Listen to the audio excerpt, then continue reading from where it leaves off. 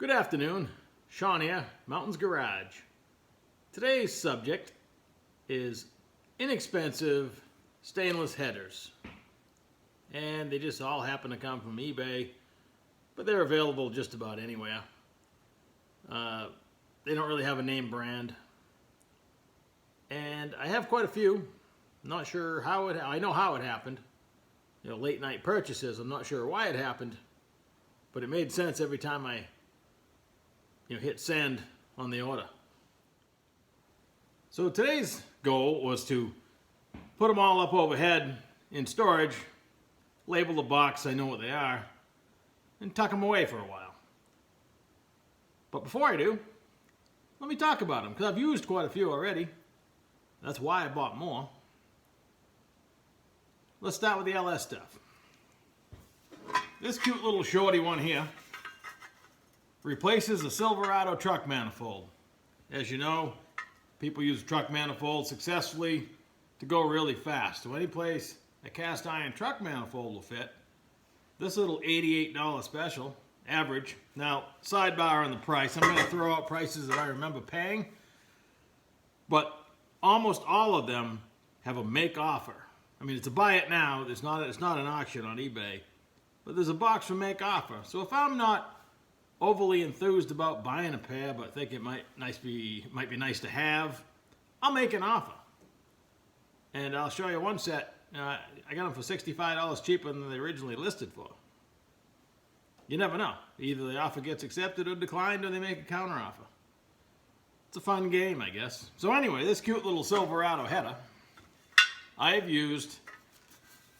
was building a twin turbo setup for a 63 Nova, had a Mustang 2 clip, and they fit down and forward.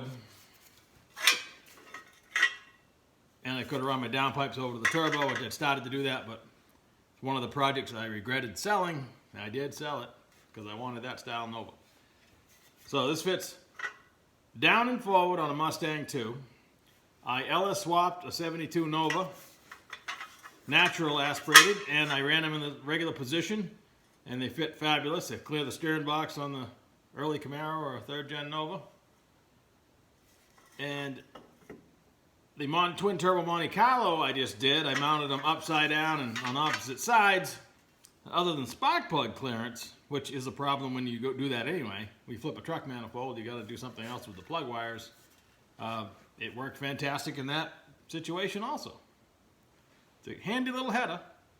This set's been kicking around for a while. I actually had several sets. I try to keep a set in stock because they're pretty cool. I grind this little flange and take this off and weld in this case a 2.5-inch V-band, and you can change angles if you want, but I just take a little grind to grind that flange off.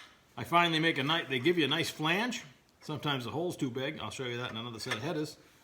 But this, where they bend the flange, isn't overly meaty. It would probably last forever. I don't like the style connection, so I grind it off, weld the V-band on. This next set are up and forward twin turbo headers. I guess you could run single if you wanted to, but they already have the V-band on them. They make the elbow that goes right to a T4. Probably make a T6 as well, in stainless. They make some that already have the wastegate snozzle on it. Again, these are right around $100, and I plan on using these on the twin turbo, if I go twin turbo, on the 72 Nova. This set is particularly heavy, I'm sure, to support the weight of a turbo. And on most all of them, the welding is, I don't know if it's done by a machine or what the process is, but most of the time it's better than I can do. The last LS header I bought in a weak moment is for a 1st Gen Camaro or 3rd Gen Nova, naturally aspirated. They're nice and long. They don't have a 3-bolt collector, which is good. I prefer that. It saves me all the work of grinding it off. It has an O2 bung, one on each side. I first avoided them because I didn't like this pipe right here, thinking it was going to cause a problem with plug wires, but as I thought about it, the spark plug's down here, so it's actually wide open. You just got to go out over this pipe, which is not a problem. So I dismissed that as being a problem and went ahead and bought them. I have 5 Nova clips and a shed full of LS motors, so something's going to get these. Some hot rod project. I don't think I could go wrong for the money. Again, I just made an offer. They accepted it. I'm pretty happy. This is a set. I told the story a few weeks ago. They all come out of California in an inexpensive box. The box had a hole in it, and on my porch was a pile of header bolts.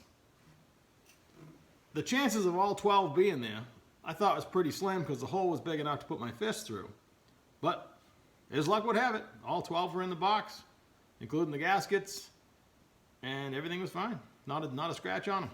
They come pretty well protected in bags. My experience is, much like brake shoes, they come out of the box one way, they'll only go in back in the box one way. This one I was mad at the box, so I threw it away. This is the opposite side of the same set for the LS Swap Camaro and Nova, with the traditional layout of the pipes. And this is a set I was telling you about. I see them listed for 165 to 185 to 188. I was on the fence about buying them. I offered $100, and it was accepted. That's free shipping and everything. Took a week to get here. Can't go wrong. That's a hell of a header for $100, I think. When I unbolt the ZZ383 out of the spare Nova clip / test run stand to put in the 71 behind me, I'm going to bolt an LS motor in that clip and try these headers on for size, as well as the big block ones that are coming up next. If you remember, about a month ago, I got pretty excited about the possibility of just cleaning up and painting a 402 that I had to put in the 71. A big block 4-speed Nova is cool, and that would kind of free up my time. I really didn't want to start assembling engines right now. I was going to do it later in the winter time, but it's not the way it worked out. The particular engine I had in mind needs to be sent off, disassembled and sent to the machine shop, and I should assemble what I currently have going first. So time and money, that project didn't work out, but it didn't stop me at the time, being super excited, and knowing I have Nova clips and several big blocks, that combination is going to go together in something. So the first one I made an offer on and was accepted for $100 again, $101 I think if I looked it up. It was just a Clipster style 3/4 header. What impresses me about this one is super thick flanges. All the big block ones have 3/8 flanges, and I believe the LS ones do, but the set I show you after this I'm really impressed with, but let's not jump ahead. This set still has a spinny style collector flange that I'll probably eliminate, but the mating one to this is welded, and that may save me when I get to the small block ones, but again, I'm still jumping ahead. Calm down, let's do one at a time. So, what I found unique about this is a factory big block cylinder head has square exhaust ports. Most of your aftermarket ones are round or D-port. This set, and typically your head is round, and as long as you get, typically the pipes are bigger than the port and you get the right gasket matchup, it's pretty rare that you're going to get a leak, square peg in a round hole, but it's possible. I've had that happen. But this set is actually, the ports are square, and they crimp the pipe square. I've never seen that before. Usually, maybe semi, but this is perfectly square, crimped. It's a lot of work, but they did it that way. So a pretty cool header. It's heavy duty, but not heavy because it's not very long. And it'll be good in a street rod combination with a Nova clip. It'll be okay. So the next big block Nova set, I paid $168 for. All the money for a stainless header on eBay, but these things are massive. Not weight-wise, just, well, that too, I guess, but no, not really. They're not bad, but 3/8 flanges, beautiful welding, a 3.5-inch welded collector. That's welded on both ends. I'll use a flange like that because it's flat, and I'm going to get the pieces later and show you why I don't like the other style that spin. This is perfectly flat. This is an actual flange. Very usable, nice long collector. I mean, the welding on this thing is, I don't know if I showed you, it has to be by a machine or a guy that's half robot. But totally impressed with these on both the big block headers. You probably heard me complain in the last couple videos. These are actually notched out for the head bolts, the super expensive ones that I bought. weren't, and I had to grind all this after they're all been coated, well, they thought to do it on these ones. And this, that's a heck of a header. I'm picky. If you watched any of my videos, I'm going to tell you if it's good or bad. Now, I can't politically tell you this is the best thing to buy, but from an actual manufactured part view, there's nothing wrong with this header. I am somewhat in love with it. Not just because of the price. It's pretty nice. A closer view of the welds. I mean, this header is flawless. It's the sad truth that it's been almost a decade since I dragged home my first LS motor, a 6-liter, rebuilt it, and put it in my Model A. I changed the mounts. The car's LS specific now. To put it back to a small block it can be done. It's just all it takes is a torch and a welder. But it's probably going to stay LS right or wrong. And I can't tell you how many hours I have building that set of headers. I put mufflers in and turnouts, they clear the doors perfect, I get the droop that I want. I mean, they're actually custom made for the car, and that's worth something. If I was starting over today and I have another Model A frame, I'm probably going to put a small block of some sort in it. $110, stainless, small block Chevy, Lakester style headers. It's got a similar, not quite as drastic. I wanted mine to droop a little more, but it came with the caps. You can cap that, or you can make a muffler for here and cap this. It came with everything. I don't know. It's a pretty great deal. I know how much work it's going to save me.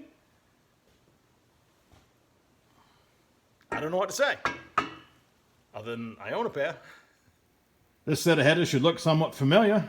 Last week, if you were watching the videos, I modified them slightly and test ran the engine with them on there. If you were paying close attention, the collectors were singing a song even while I was cranking it and while it was running. No issue with the engine, they just made a lot of noise. They was playing their tune. This should be a decent set of headers, and I'll show you what I'm going to do to them, because I'm not going to run that style flange. All the headers we've been talking about share one thing, and they all have nice thick 3/8 flanges. What I don't like about this style collector is this bent over flange, in this case, is really thin.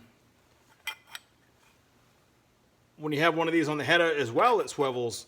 There's always a gap where it bolts together. These are inevitably going to get bent, or these are going to get warped. Something's going to happen. And eventually, at least the cheap gasket they give you is going to fail. There's better gaskets available. This is a nice copper one with a small donut built into it. I've seen these with a much larger donut built into it. I've even bolted a real exhaust donut in there out of desperation before, trying to get this poor design to seal up. If you were to put it together with this and never touch it, it might be okay. I'm not going to trust it. So, I'm going to put a 3-inch V-band on it. I've talked about V-bands before. There's two different styles. Some that are perfectly flat on both sides. They just go together with the clamp. And a little bit of red RTV on the flat surface. Put the clamp over it. It'll probably be a good seal. This style has an actual step and a receiver groove. That's better. However, when you weld it, you need to I get rid of the lock. The lock nut has nylon in it. So I take that off, the T-bolt. I find a nut that'll fit it. I clamp it all together, and then I weld both sides, let it cool, and when it's done, hopefully they still fit together, and the little locking groove still does its job. And if things go awry, you got to start grinding that and manipulating it and trying to get it to go. All you can do is hope for the best. And while I'm at it, I have plenty of O2 bungs. I've recently found some better styles. I have some old ones, so I'm going to weld an O2 bung on both sides. Who knows what's going to happen in the future, because I'll be adapting this set of stainless headers to the existing mild steel exhaust system that's on the car. Now, how are you going to do that, you ask? Here's a few things to know. The best case scenario, welding stainless to mild steel, would be would be to use stainless TIG wire or stainless MIG wire if you have a stainless MIG setup. When using dissimilar metals, the stainless to mild steel using stainless is a better choice. However, you know what happens if you weld it with your regular ER70S wire you have in your MIG welder? Nothing. It might rust over time, but it'll adhere just fine. The weld will be fine. There's no reason you can't do it. You could weld both ends of this with regular ER70S6, whatever you have in your MIG welder. Again, your weld's going to rust. It's not perfect. It can be done. That's just the way it is. I've done it myself. As a young teenager, which, let's face it, I'm not very far from that now, I would spend hours and hours studying the exhaust and especially the header catalogs just to see what fit what and how to do stuff. I was fascinated by exhaust work. I can tell you all the engine families of all the big three manufacturers, all the different displacements, even Ford. And Ford's hard to do, and I'm not a Ford guy. I still know all of them. It came in handy sometimes, later years. I can tell you what fits what. It helps. But I've always been fascinated by exhaust work. I've always enjoyed it. It's very rewarding, especially, I mean, it's not a super involved project, and you get your instantaneous results as soon as you hit the key. You either like it or you don't. But you can always change it. But I've always loved exhaust. That's pretty much going to wrap up today's video. The UPS truck and the mail lady nearly collided in my icy driveway, but I have a whole pile of packages to go through. A week ago I did a video outside. It was nice and warm. The grass was still greenish. I was hoping for a green Christmas. The hope is still there if all this stuff melts, but 2020 being what it is, we had 2 storms last week, only 1 snow event, but my generator ran 31 hours overnight twice through 2 different storms. And Saturday night, they predicted like 10 to 15 inches. We got about 7. High water content, like the worst snow you could possibly get right off the bat, because the lawn isn't frozen, nothing is frozen. You got to try to stay on the pavement, but the stuff is so sticky, you can hardly shovel it. It sticks to the shovel, it weighs a ton. I just hope it melts before Christmas, because I like a green Christmas. I live in the wrong state, and I enjoy all the seasons, but I like plowing snow when my ground is frozen and I can pretty much plow anywhere and not turf up the whole thing and have to fix it in the spring. Anyway, thanks for watching. I don't know what we're going to talk about next time, but we're going to talk about something. Thanks again. Talk to you next time.